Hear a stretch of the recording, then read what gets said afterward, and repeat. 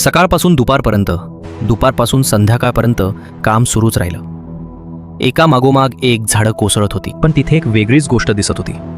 गावकरी तिथे सतत येत होते, जमा होत होते. कुणी मंत्र जपत होते, कुणी रडत होते, तर कुणी कंपनीवाल्यांना शिव्या देत होते.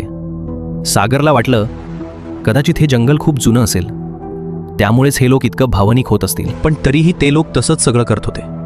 आणि सागर खूपच फ्रस्ट्रेट झाला होता. तो पूर्णपणे थकला होता. तो म्हणाला, ठीक आहे, तुम्ही लोक काम आटपा, मी आता हॉटेलला जातो. तो हॉटेलमध्ये गेला आणि जाऊन झोपला. जसा तो झोपला तसं अचानक त्याला काठी आपटल्यासारखा आवाज ऐकू आला. जणू कोणीतरी आसपास काठी घेऊन चालत आहे.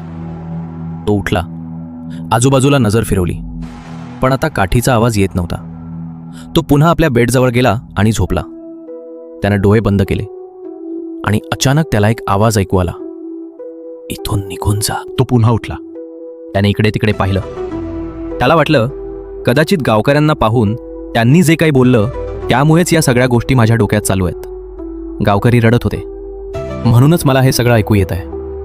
कदाचित हा फक्त माझा भास असेल, पण जर ही गोष्ट खरी निघाली तर